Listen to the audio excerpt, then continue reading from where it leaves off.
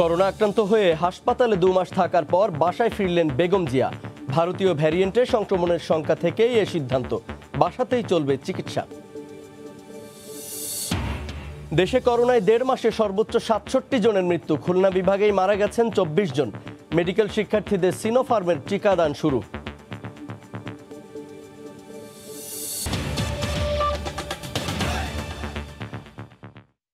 দেখছিলেন শিরোনাম। প্রবাসী সময়ে সঙ্গে আছি আমি জুবায়ের ফয়সাল। প্রায় 2 মাস পর হাসপাতাল থেকে বাসায় ফিরলেন বিএনপি চেয়ারপারসন বেগম খালেদা জিয়া। বাসায় ফিরে আসায় শুকরিয়া জানিয়ে দেশবাসীর কাছে দোয়া চেয়েছেন দলের মহাসচিব মির্জা ফখরুল ইসলাম আলমগীর। চিকিৎসক দলের প্রধান জানান, হাসপাতালে করোনার ডেল্টা ভ্যারিয়েন্টের সংক্রমণের আশঙ্কা থেকেই তাকে বাসায় নিয়ে আসা হয়েছে। 54 দিন চিকিৎসাধীন থাকার পর রাজধানীর এভারকেয়ার হাসপাতাল ছেড়ে শনিবার রাত 8:15টার দিকে গুলশানের বাসভবন ফিরোজার উদ্দেশ্যে রওনা দেন বিএনপি চেয়ারপারসন বেগম খালেদা জিয়া। হাসপাতাল ছাড়ার আগে সেখানকার চিকিৎসক, নার্স, কর্মকর্তা ও কর্মচারীদের সঙ্গে সাক্ষাৎ করে বিদায় নেন বেগম জিয়া। রওনা দেওয়ার 15 মিনিটের মধ্যেই রাত 8:30টার দিকে তিনি চলে আসেন বাসভবনের সামনে। বাসায় প্রবেশ করার পর মূল গেটের বাইরে সাংবাদিকদের ব্রিফ করেন চিকিৎসক দলের প্রধান ডক্টর FM সিদ্দিকী ও বিএনপি মহাসচিব মির্জা ফখরুল ইসলাম আলমগীর। এ সময় বেগম জিয়ার জন্য দোয়া চান মির্জা ফখরুল।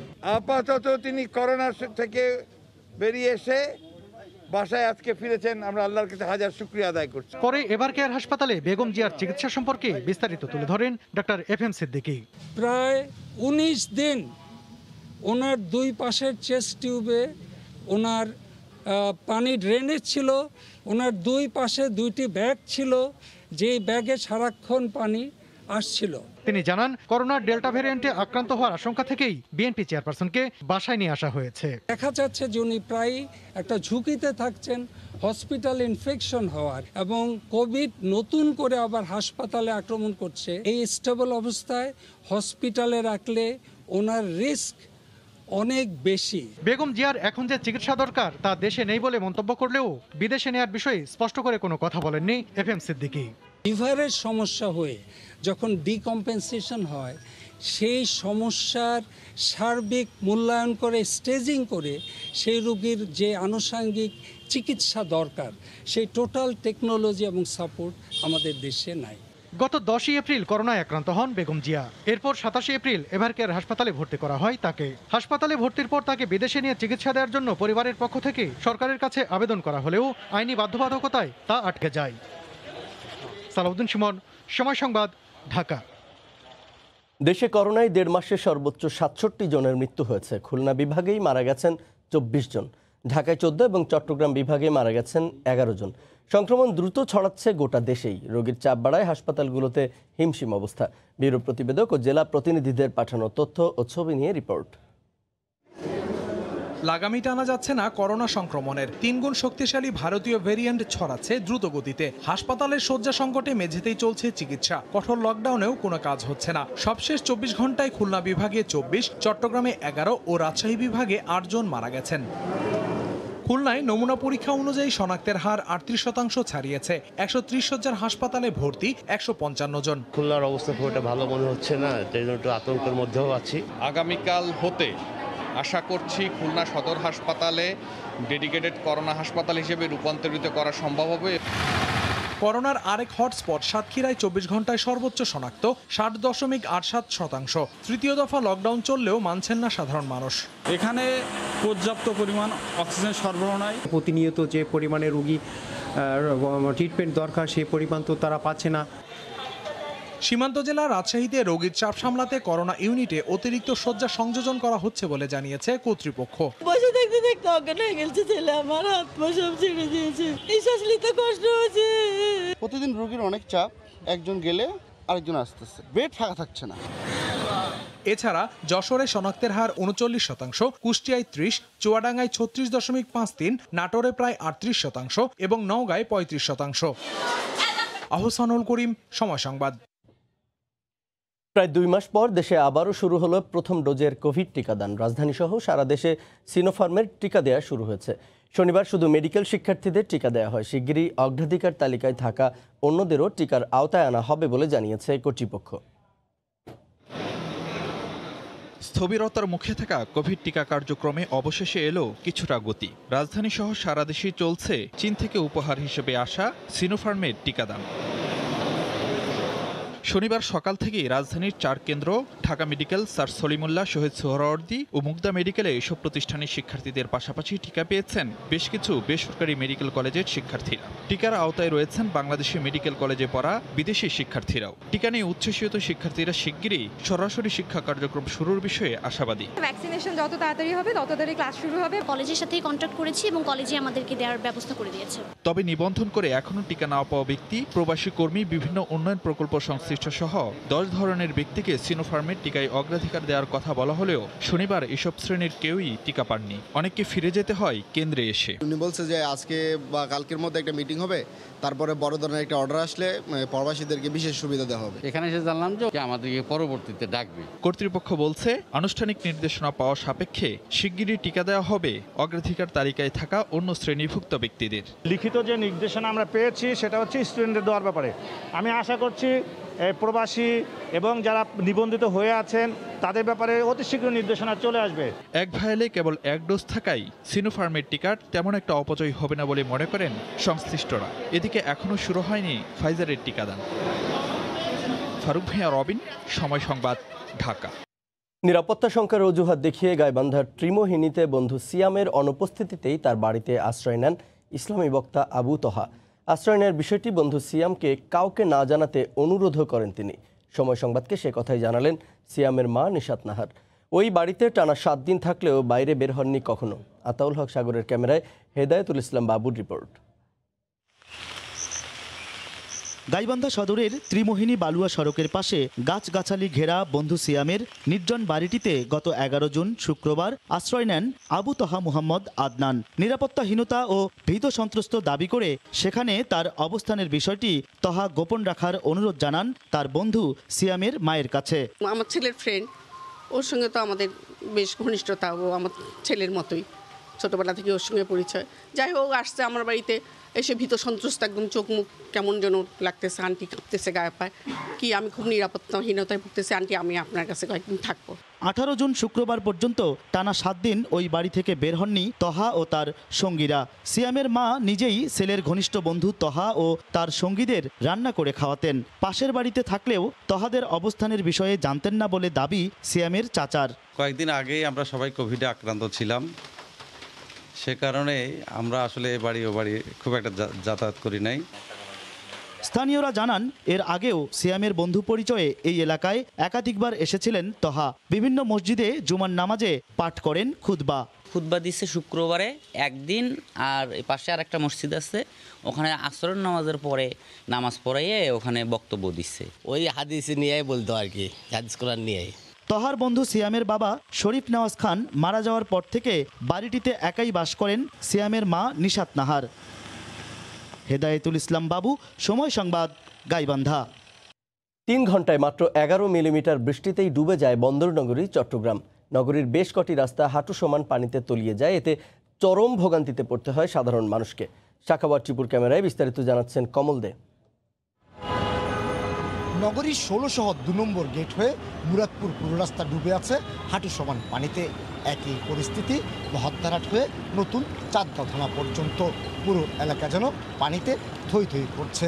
জলবদ্ধতা মানে নিয়ন্ত্রণ আনার উচিত, এটা আমাদের জন্য অনেক কষ্ট হচ্ছে, বন্ধ হয়ে গেছে না, তার জন্য এগুলো ঠিক হলে তাহলে সমস্যা হবে না। আবহাওয়া অফিস জানায় শনিবার সকাল 9টা পর্যন্ত 24 ঘন্টায় বৃষ্টি হয়েছে 121 মিলিমিটার। জলবদ্ধতা এটা আমাদের জন্য এখন অভিশাপ। আমরা যারা চট্টগ্রামে বসবাস করি তাদের জন্য অভিশাপ। আমরা মনে হয় এই অভিশাপ থেকে রেহাই পাবো না। এই যে ড্রেনেজগুলো দেখেন, এখানে আমরা আসার সময় দেখলাম যে প্রচুর পলিথিন আটকায় আছে, তো আমরা তো নিজেরাই এটা জলবদ্ধতার সৃষ্টি করছি। তবে জলবদ্ধতা নিরসনে কাজ চলছে বলে জানিয়েছেন সিটি মেয়র। কর্ণফুলী নদীর নব্যতা হ্রাস পেয়ে যাচ্ছে। দেখেন বিরাট পলিথিনের স্তর পড়ে গিয়েছে 4-5 মিটার।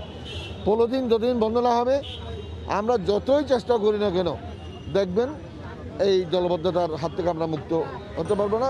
দুপুর 12টার দিকে রাস্তার পানি কমে গেলে পুনরায় যানবাহন চলাচল শুরু হয়। মাত্র 11.2 মিলিমিটার বৃষ্টিপাতে ডুবলো বন্দরনগরী চট্টগ্রাম। বৃষ্টি হলেই চট্টগ্রাম ডুববে, এটি যেন এখন স্বাভাবিক হয়ে দাঁড়িয়েছে। জলাবদ্ধতা নিরসনে সরকারি সংস্থাগুলোর যেমন সমন্বয়হীনতার অভাব রয়েছে, তেমনি অসচেতন এই নগরবাসী। তার প্রমাণ হলো এই ড্রেন। আর এই ড্রেনেজের কারণেই এই পুরো এলাকায় জলাবদ্ধতা সৃষ্টি হয়েছে বলে মনে করছেন বিশেষজ্ঞরা। কমল দে, সময় সংবাদ, চট্টগ্রাম। চট্টগ্রামে বিভিন্ন উন্নয়ন প্রকল্পের কাজের ধীর গতিতে নগরবাসীর দুর্ভোগের পাশাপাশি ব্যবসায়ে গুনতে হচ্ছে লোকসান। এছাড়া প্রকল্পে কাজের মান কমে যাওয়া এবং দুর্নীতির সুযোগ তৈরি হয় বলে অভিমত নগরবিদদের। যদিও অভিযোগ মানতে নারাজ কর্তৃপক্ষ। অনেক বিশ্বাসের ক্যামেরায় ফেরদৌস লিপির রিপোর্ট। প্রায় 4 বছরের উপরে হচ্ছে এই রাস্তাটার এই দুরবস্থা। আমরা একদম পথে বসার অবস্থা হয়েছে। 4 বছরেও নগরীর পোর্ট কানেক্টিং সড়কটির উন্নয়ন কাজ শেষ না হয় ব্যবসায়ী লোকসান বইতে বইতে সর্বশান্ত হওয়ার কথা ক্ষোভের সাথে এভাবে জানান ক্ষুদ্র ব্যবসায়ী মোহাম্মদ আলী। চট্টগ্রামের লাইফলাইন নামে খ্যাত নগরী পোর্ট কানেক্টিং সড়কটি 2017 সালে শুরু হওয়া উন্নয়ন কাজ এখনও শেষ হয়নি। এমনকি সড়কের এক পাশ পুরোপুরি বন্ধ থাকায় যানবাহন ধোয়া মোছার কাজ করতেও দেখা যায় চালকদের। বরাবর করতে হয়ে রয়েছে, এটা কেউ এই পর্যন্ত কেউ আসে মাথা কামাচ্ছে না। নগরীর অপর প্রধান মোড় অক্সিজেন এলাকাতেও বছর 2 ধরে চলছে জলাবদ্ধতা নিরসনের উন্নয়ন কাজ। এভাবে নগরীর আগ্রাবাদ 2 নম্বর গেট, মুরাদপুর সহ বিভিন্ন এলাকায় দীর্ঘদিন ধরে নানা সংস্থার উন্নয়নমূলক কাজ চলছে। এতে নাকাল অবস্থা নগরবাসী। চাকাল্লি ভেঙে মাজায়, স্প্রিং ভেঙে যায়, একটু বৃষ্টি হলে পুকুর হয়ে যায়, নদী নালার মতো অবস্থা হয়ে যায়। তবে কর্তৃপক্ষের দাবি নির্দিষ্ট সময়ে শেষ করার গতি নিয়ে প্রকল্পের কাজগুলো এগিয়ে চলছে। জলাবদ্ধতা প্রজেক্টটা যেটা করতেছে সেটা হচ্ছে 4 বছরের মেয়াদী প্রজেক্ট, সেটা আপনার 2 বছর মাত্র হয়েছে। নগর পরিকল্পনাবিদরা বলছে দেশে আধুনিক প্রকল্প ব্যবস্থাপনার অভাব রয়েছে চরমভাবে। এতে একটি প্রকল্প শুরু হওয়া থেকে শেষ না হওয়া পর্যন্ত নানা সংকটের মুখোমুখি হতে হয়। অনুমোদনের দীর্ঘসূত্রিতা, দ্বিতীয় সংকট হচ্ছে অর্থ বরাদ্দের সংকট। প্রকল্প অনুমোদন দেওয়া হচ্ছে কিন্তু যথাসময় অর্থ ছাড় করা হচ্ছে না। বর্তমানে বন্দরনগরীতে চট্টগ্রাম উন্নয়ন কর্তৃপক্ষ, চট্টগ্রাম সিটি কর্পোরেশন, ওয়াসা সহ বিভিন্ন সংস্থার অর্ধশতাধিক উন্নয়ন প্রকল্প চলমান। ফেরদৌস লিপি, সময় সংবাদ, চট্টগ্রাম। মুজিব শতবর্ষ উপলক্ষে দ্বিতীয় দফায় বিনামূল্যে জমিসহ ঘর পাচ্ছেন তালিকাভুক্ত 53,000 ভূমিহীন পরিবার। এরই মধ্যে ঘর নির্মাণ সহ সার্বিক প্রস্তুতি শেষ হয়েছে। রোববার প্রধানমন্ত্রী শেখ হাসিনা আনুষ্ঠানিকভাবে ভিডিও কনফারেন্সের মাধ্যমে ঘরগুলো সুবিধাভোগীদের কাছে হস্তান্তর করবেন। ব্যুরো ও জেলা প্রতিনিধিদের পাঠানো তথ্য ও ছবিতে রিপোর্ট। যাদের কখনো আশ্রয় আর আবাসনের ব্যবস্থা কল্পনা করারও সাহস হতো না, তাদেরই এবার মাথা গোঁজার ঠাঁই হবে আপন ঠিকানা। জীবনের মোড় ঘুরে যাবে এমন স্বপ্ন জাগানো ঘরগুলো এখন কেবল হস্তান্তরের অপেক্ষায়। প্রত্যেকটি ঘরে আছে 2টি কক্ষ, একটি বারান্দা, একটি বাথরুম ও রান্নাঘর। 2% জমির উপর নির্মিত এক একটি ঘর পাবেন ভূমিহীনরা। ঘর পাইছি মতো মনতে আমরা শান্তি করছো না, আগে মেঘের দড়ি খাইছি, ফুরতার লইও না আর মতো তাহমু খাইমু। আমি ভালো ঘরে আসছি, আমি তাতে অনেক খুশি হয়েছি। আশ্রয়ন প্রকল্প 2-এর আওতায় বরিশাল, ভোলা, বাগেরহাট, ঝিনাইদহ, টাঙ্গাইল, ময়মনসিংহ, নোয়াখালী, সুনামগঞ্জ, মৌলভীবাজার, কুড়িগ্রাম ও রাঙামাটি সহ দেশের বিভিন্ন জেলায় হতদরিদ্র পরিবারের জন্য নির্মাণ করা হলো এমন ঘর। 20 জুন প্রধানমন্ত্রী শেখ হাসিনা ভিডিও কনফারেন্সের মাধ্যমে এগুলো হস্তান্তর করবেন। এই ঘরের সাথে 2% করে জমি তাদেরকে আমরা হস্তান্তর করব।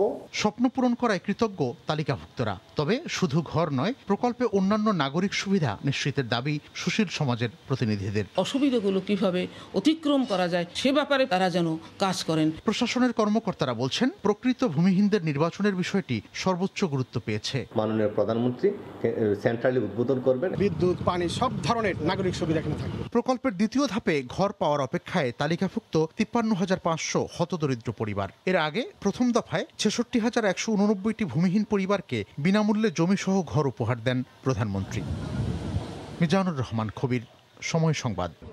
সহকর্মীকে যৌন হয়রানি থেকে শুরু করে ভুয়া ভাউচারে কলেজের অর্থ হাতিয়ে নেয়া, নিয়োগে অনিয়ম সহ নানা অভিযোগে অভিযুক্ত মিরপুর বিশ্ববিদ্যালয় কলেজের অধ্যক্ষ গোলাম ওয়াদুদ। এসব অর্থে অভিজাত ফ্ল্যাট কেনার পাশাপাশি ব্যাংকের অঙ্ক বাড়িয়েছেন বলে অভিযোগ জমা পড়েছে শিক্ষা মন্ত্রণালয়ে। তবে তা অস্বীকার করেন অধ্যক্ষ। বিষয়টি তদন্ত হচ্ছে জানিয়ে প্রমাণ হলেই ব্যবস্থা নেওয়ার আশ্বাস দিয়েছে শিক্ষা অধিদপ্তর। সেলিয়া সুলতানার রিপোর্ট। মিথ্যা অভিযোগে আমার লিখছে, আমি স্যারকে বলছি ব্যক্তিগত কারণে পছন্দ না হলেই নানা অভিযোগ দিয়ে চাকরিচ্যুতিতে বাধ্য করা, এমনকি রয়েছে যৌন হয়রানির অভিযোগও। তখন আমি তাকিয়ে তাকিয়ে দেখতাম, ভালো লাগতো, মানে ভালো লাগা চেহারা দিয়ে দেখতাম। এতে করে একটা আত্মিক যাকে সুন্দর লাগে, যাকে ভালো লাগে, আত্মিক একটা রিলেশন হয়ে যায়। রেকর্ড করা অডিওটি একজন সহকর্মীর সাথে মিরপুর কলেজের অধ্যক্ষ গোলাম ওয়াদুদের। রেকর্ডের কিছু দূর পর গণমাধ্যমে তা প্রকাশের যোগ্য নয়। স্যার, আমার চেয়ারম্যানশিপটা আমার কাছে কেড়ে নেওয়ার কারণটা কি? আমি কি এখানে কাজে ব্যর্থ হয়েছি? তখন ওনার একটাই কথা ছিল, তোমাকে আমার কাছে আসতে হবে, আমার কাছে বসতে হবে। সময়ের অনুসন্ধানে জানা যায়, ভারপ্রাপ্ত অধ্যক্ষ থেকে অধ্যক্ষ পদে নিয়োগের মতো গুরুত্বপূর্ণ বিষয়টিও অনিয়ম করে 2012 সালের গভর্নিং বডি সভায় বিবিধ হিসেবে অনুমোদন করা হয়। সেখানেও করা হয় শব্দের কাটাছেড়া। কলেজের শিক্ষক নিয়োগে একটি নিয়োগপত্রে প্রথম হওয়া ক্যান্ডিডেটকে চাকরি না দিয়ে চাকরি দেন অন্যদের, নেওয়া হয়নি অনাপত্তিপত্র। এছাড়াও হাতে পাওয়া বিভিন্ন সময়ে নিয়োগপত্রে দেখা যায় কারো কারো নামের পাশে কাটাছেড়া করে বাড়ানো হয়েছে পরীক্ষার নম্বর। নিয়োগ দেওয়া হয়েছে কলেজের শিক্ষক হিসেবে। এছাড়া কলেজের বাইরে ম্যানুয়ালি হাতে লিখে বিভিন্ন ভাউচার তৈরি করে সভা না করে সেসবের টাকাও তুলে নিয়েছেন চাপ দিয়ে, অভিযোগ সহকর্মীদের। জঙ্গি বিরোধী সমাবেশ ব্যয় দেখিয়েছে 19 লাখ টাকা, যেই এই একই প্রোগ্রাম 1 মাস আগে করেছেন 1,36,000 টাকা। তার কলেজের গাড়ি ব্যবহার করার পরেও তার এখন নিজের প্রাইভেট কার আছে, যেটার দাম প্রায় 21 থেকে 22 লক্ষ টাকা। এছাড়া কলেজের অর্থ তছরুফ করে নিজের সম্পদও বাড়িয়েছেন অধ্যাপক ওয়াদুদ। এমন অভিযোগ জমা পড়েছে শিক্ষা অধিদপ্তরে। তবে সব অভিযোগ অস্বীকার করেন মিরপুর কলেজের অধ্যক্ষ। তদন্ত চলছে, এটার প্রমাণ তো সরকার করবেন। নৈতিক স্খলনের একটা অভিযোগ। কাউকে এরকম বলেছেন যে যখন আপনি সিঙ্গেল ছিলেন তখন থেকে আপনি তাকে পছন্দ করতেন? দেখি এটাকে আচারে মিথ্যা। তদন্ত কমিটি গঠন করা হয়েছে। অভিযোগের প্রমাণ পেলেই ব্যবস্থা নেওয়া হবে বলে জানায় শিক্ষা অধিদপ্তর। তদন্তের মাধ্যমে বিষয়টি বেরিয়ে আসলে পরে আমাদের নিয়ম অনুযায়ী যদি তিনি দোষী সাব্যস্ত হন, তার বিরুদ্ধে অবশ্যই আমাদের যে বিধিবিধান আছে তার আলোকে ব্যবস্থা নেওয়া হবে। শিক্ষা অধিদপ্তর সবগুলো শিক্ষা প্রতিষ্ঠানের শিক্ষার পরিবেশ বজায় রাখতে কোনো অন্যায়কে প্রশ্রয় দেবে না বলেও জানান শিক্ষা পরিবারের এই অভিভাবক। সেলিয়া সুলতানা, সময় সংবাদ, ঢাকা। 20 ও 27 জুন 2 দফায় ফ্রান্সের রিজিয়ন বা আঞ্চলিক নির্বাচন অনুষ্ঠিত হতে যাচ্ছে। চলতি বছরের মার্চ মাসে নির্বাচন অনুষ্ঠিত হওয়ার কথা থাকলেও করোনার কারণে তা পেছানো হয়। এই প্রথমবার একজন বাংলাদেশি এই নির্বাচনে অংশগ্রহণ করছেন। তিনি জানিয়েছেন, মূলধারার সঙ্গে সম্পৃক্ত হয়েই তিনি প্রবাসী বাংলাদেশিদের জন্য কাজ করতে চান। প্যারিস থেকে লুৎফুর রহমান বাবুর প্রতিবেদন। ফ্রান্সের স্থানীয় সরকার ব্যবস্থাপনার গুরুত্বপূর্ণ অংশ হচ্ছে রিজিয়ন বা আঞ্চলিক প্রতিনিধি নির্বাচন, যা অনুষ্ঠিত হতে যাচ্ছে 20 ও 27 জুন। 2 দফার এই নির্বাচন চলতি বছরের মার্চ মাসে অনুষ্ঠিত হবার কথা ছিল, তবে করোনা সংকটের কারণে এটি পেছানো হয়। 6 বছর মেয়াদী এই পদগুলোর নির্বাচন অনুষ্ঠিত হয়েছিল 2015 সালে। ফ্রান্সের প্রেসিডেন্ট নির্বাচনের মতো স্থানীয় সরকার নির্বাচনও 2 দফায় অনুষ্ঠিত হয়। এক্ষেত্রে প্রথম দফায় যে দল 50% বেশি ভোট পায় তাদেরকে দ্বিতীয় দফায় আর অংশগ্রহণের সুযোগ থাকে না। যদিও প্রথম দফায় এককভাবে নির্বাচিত হবার সম্ভাবনা খুব কমই থাকে। কোনো দলের মনোনীত প্যানেল যদি তারা 50% বেশি ভোট পায়, তাহলে তারা মোট সদস্য সংখ্যার 1/4 আসন পাবে। আর এবারে আঞ্চলিক নির্বাচনে ফ্রান্সের সবকটি রাজনৈতিক দল অংশগ্রহণ করছে বলে জানা গেছে।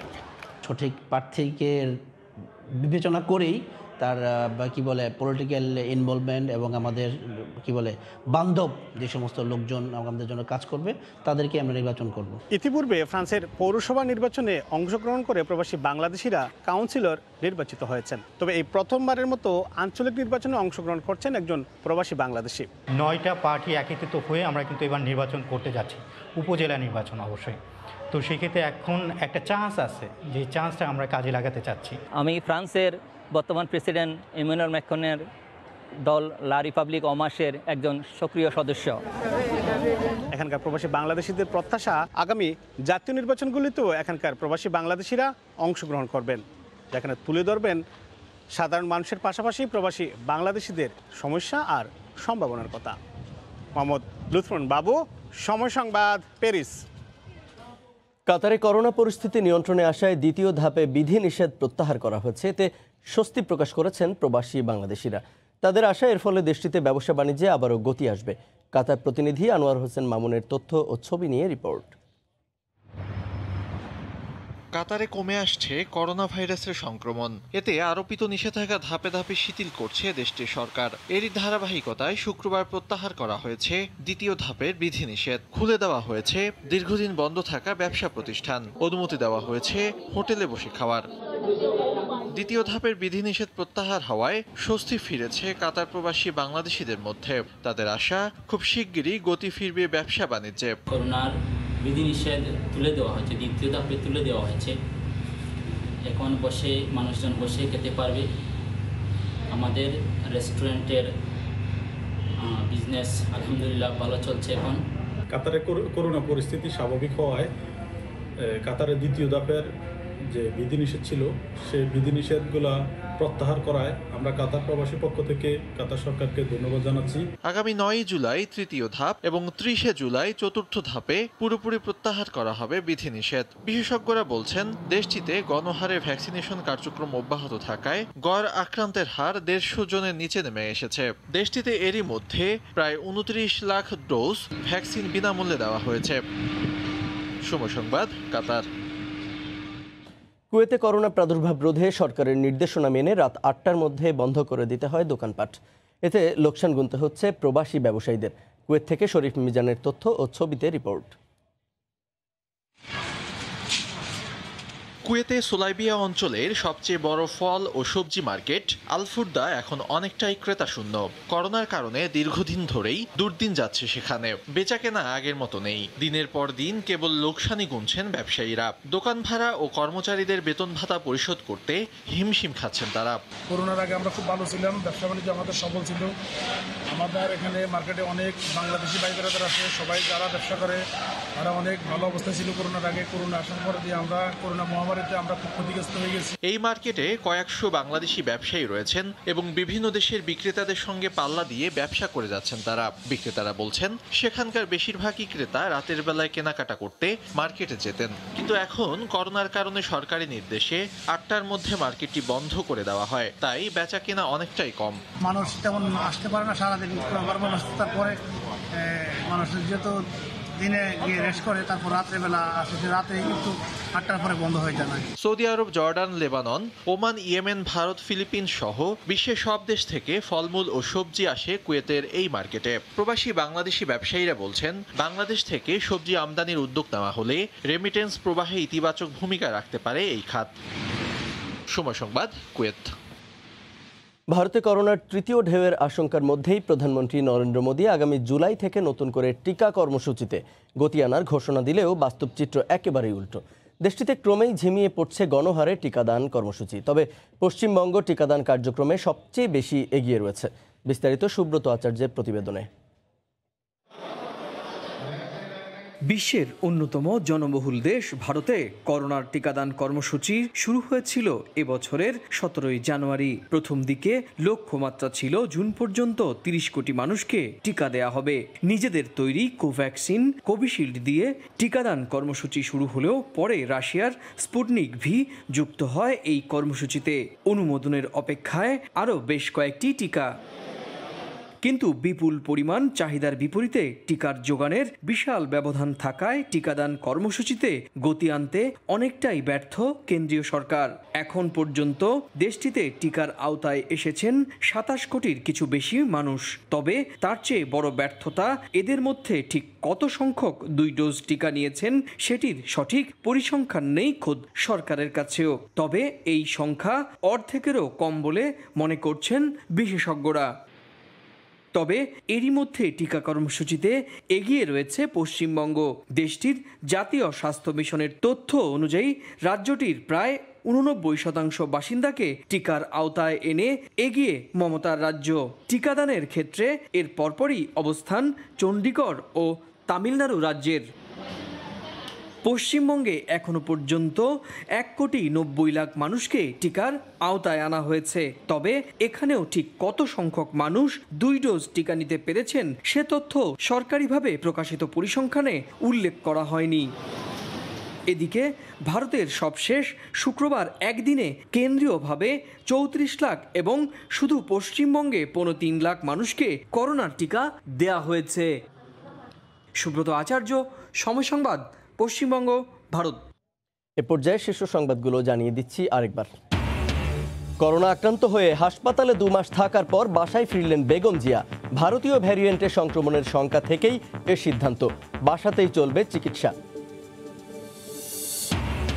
দেশে করোনায় 1.5 মাসে সর্বোচ্চ 67 জনের মৃত্যু। খুলনা বিভাগেই মারা গেছেন 24 জন। মেডিকেল শিক্ষার্থীদের সিনোফার্মের টিকাদান শুরু। এই ছিল প্রবাসী সময়ে। সঙ্গে থাকুন সময়।